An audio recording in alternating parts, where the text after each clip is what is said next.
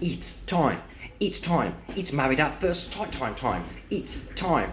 Time. Adam Light gonna live a fright one time. What's going on? What's going on? What's going on, my liver dons?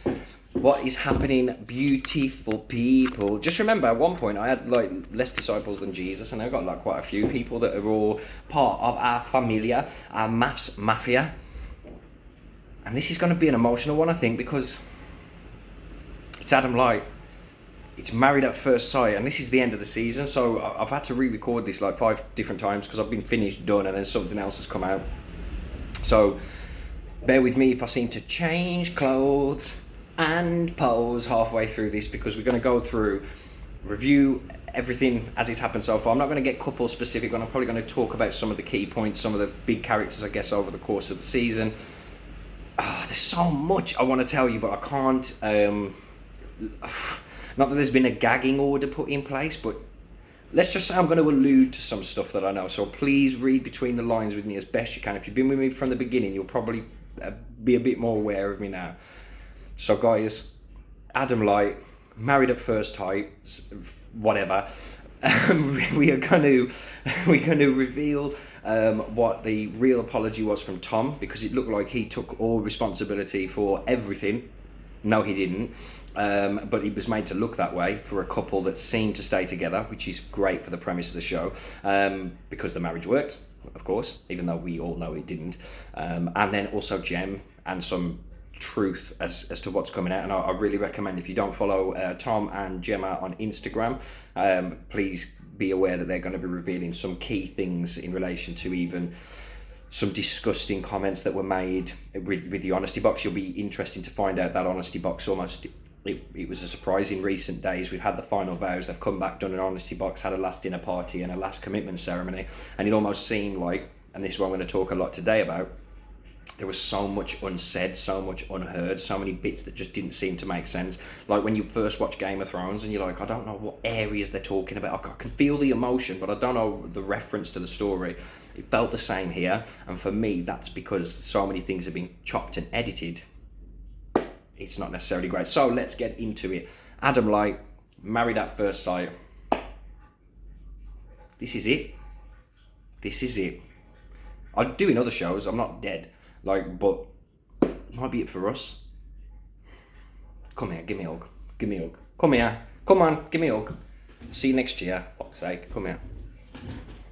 Okay, so Married at First Sight, just to clarify again, a show where everybody gets together, meet up for the first time, and it's all about the reality of meeting somebody and these experts matching you to say you're getting married, and we've matched somebody with you based on these questions that we've asked you, this psychological examination, which seems to just be very little information given about what that is and what that entails, but it ultimately apparently happens.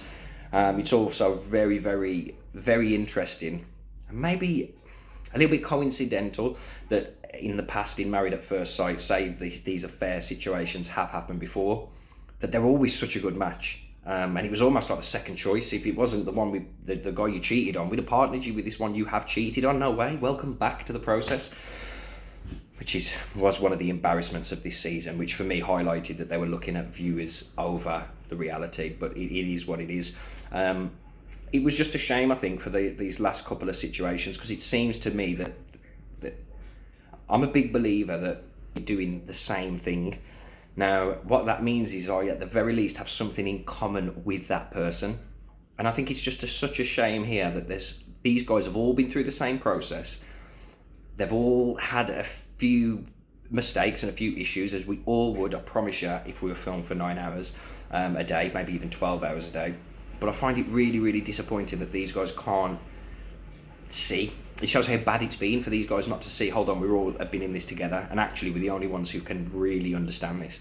And there's been a lot of falling out. So Richie and Lara, a lot of fallings out. Lara's sitting there saying she's just given up on love, which I feel was, again, a really strong statement. Richie didn't get his guitar out. I think otherwise she probably would have blamed him directly, but I feel that that's a disconnect. Keisha and Kwame, massive disconnect. Kwame's picked up something she'd said about being single and tried to hold on to that almost to justify any bad behaviour on his side. such as the lead along and maybe not being clear with his words. Yet Keisha now, unfortunately, I think she's taken the rejection so to heart now. It's just pure hatred. I love how Kwame said, I was starting to get those feelings of intimacy. Basically, you know, that classic scenario you did back at school where I was just about to give you all my lunch. But now, no, because you said that mean thing, never mind, I'm not going to do that thing. When you have no intention anyway, like you with me, he wasn't there. But I like that Keisha really did say what she needed to say. However, at that point it came across in a negative way for me. I think there'd be a lot of females, fair play, correctly going, well done for saying what you're saying. I don't know, from my male perspective, it just seemed a little bit...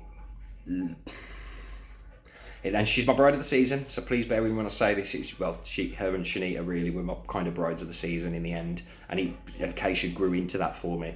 But I was a little bit disappointed the way she handled that in the end. Aggressive action, if there was a man smacking on the table, everyone would have been dealing with things a little bit differently. Do you know what I mean? It's like there's just a few things there that, from my perspective, I felt she could have handled it a little bit more adult, honestly. But I wish her the best. I think, like I said, I've said this a few times, if there's anyone who's going to do well out of this, it's Keisha and probably Tom. But yeah, Tom and Adrian came in as friends. The experts had a nice word with Tom in relation to what had been happening and all the things that had been said. And I'll go into the end something he shared, so you don't need to take it from me, in relation to how that apology didn't relate to what we think it related to. Jordan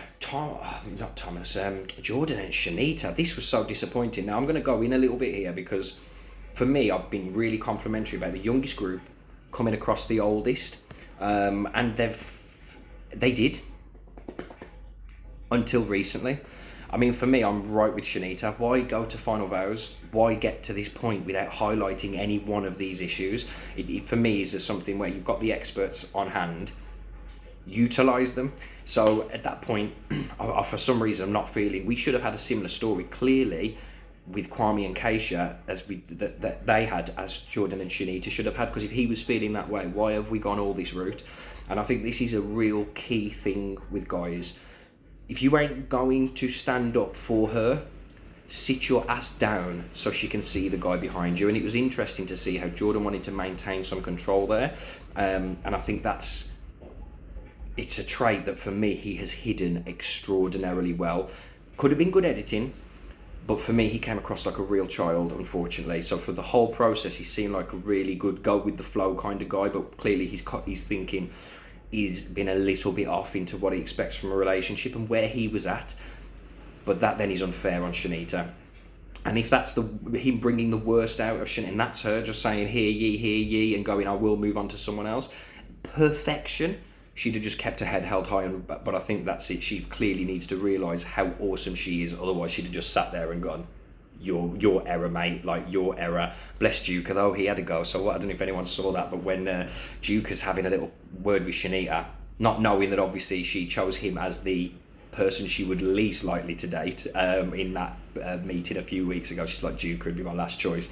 But Duke had a go, and if anything, that really was sweet. I know his intentions were to probably have a genuine go, but to give her that right in front of Jordan, I was like, thanks lad, well done lad. And he even there just acknowledged that move, that clearly was Jordan was sitting himself in between them just to go, look, I know I've said I'm not interested in her, but no one else is having a go. Like, wow. So we had Duca, who got very little. He had to sit through the whole commitment ceremony, not to be spoken to. Whitney and Matt have split up, citing some different reasons. Again, and this is the things for me, there's so much unsaid, like the Adrian thing on George. We don't know what's true, but all I'm going to say is that there was a lot to be said there, or a lot that needed to be heard there that wasn't. There was again a few little arguments that seemed to never be resolved, like the whole Jonathan Sophie situation. Something seemed not right there. George and April, something seemed not right there, but yet there they are at Final Vows professing love for one another. I just found that there was something missing, something lacking. So for me, there's so many areas in this season that I just don't feel that I've been given the full story for me to be able to make assessments on as well. But it is what it is. It is what it is. I think everyone's, like I said, done really well. Jem had a statement she made about being home with her family and realising what's important. And you absolute boss, Jem. That was amazing to hear. And that was really, really great for the group to hear as well. She handled herself phenomenally, way better than I would have done. Same with Juka, because I'm telling you now, I would have probably been a little more ratty, I think, or a little bit more maybe worse version of myself, and wanted to have removed myself from a situation like that. So fair play to them for standing up, standing out, standing strong. But there's a lot unsaid. I want to know what Adrian said. I want to know what happened behind the scenes with George and April. And more importantly, I want to meet Jenna and Zoe and sit down with them and just give them a big hug and go, guys, I didn't believe in you.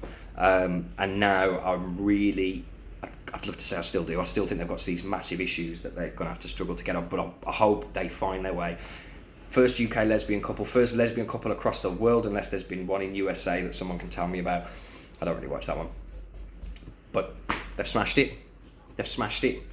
And I really, really quite like that. But one thing I will end on before I go into the other parts is I found it quite interesting with the experts. It was almost like what we need to do is make this show look valuable. So look how many great couples we've got. Yes, Jonathan and Sophie didn't get together, but look at the lessons we've given him. And I feel the experts really needed that this season. Remember, my call is that these experts won't be the same next season, just because I think a few of them will have had issues that we won't have seen. But I believe with the amount of things that went on this season, there's a lot more behind the scenes that we don't know.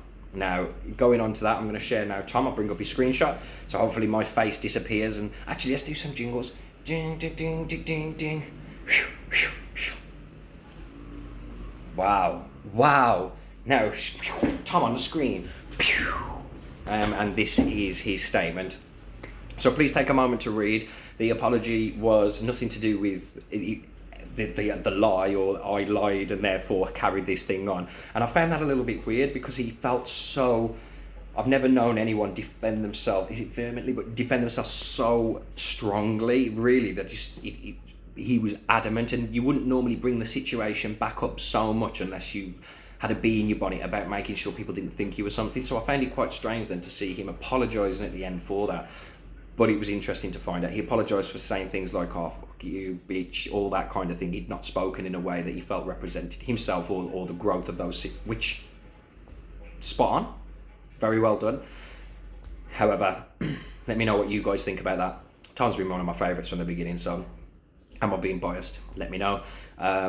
And really, that's kind of it, apart from just reminding you yet again, just to clarify, that Whitney and Matt broke up, and there was something more there. I think Whitney's really into him, you know. But at the same point, the way in which it's always going to cause insecurity. I find this stupid. If you meet somebody and you cheated to get into that situation, are you not just going to think they're going to do the same damn thing again? I'd love to have percentages that show how often that pattern reoccurs. If they met you already in a relationship, and guess what, they met the next person already in the relationship but with you. At some point you have to think, am I picking the right one, or am I just for some reason desiring this because of the fact that it's not on the table? That's up to you to decide. But anyway, good luck in your personal situations. Good luck staying beautiful, fine and sweet. Goodbye, guys. I might not be seeing some of you for a year. Thank you so much. I cannot tell you enough how brilliant it was. I started off doing this just purely because there was nobody, like yourselves maybe, where there's nobody I could talk to about this. I've got football mates and all that kind of jazz. And the next thing, I'm binging on Married at First Sight Australia. Now they all watch it. But for me to be able to have people I can talk to about it, meet these guys, get some inside info, is absolutely fantastic.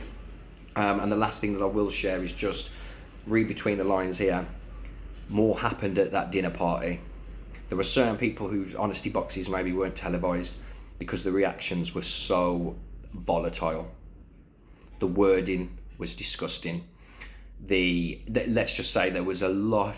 It wouldn't take a genius to work out what's happened in relation to that scenario. I mean, I know that for me, there was some footage that someone had told me about where security had got called in, and that didn't seem to be what happened from what I saw, other than a couple of people like Sophie and Shanita marching out.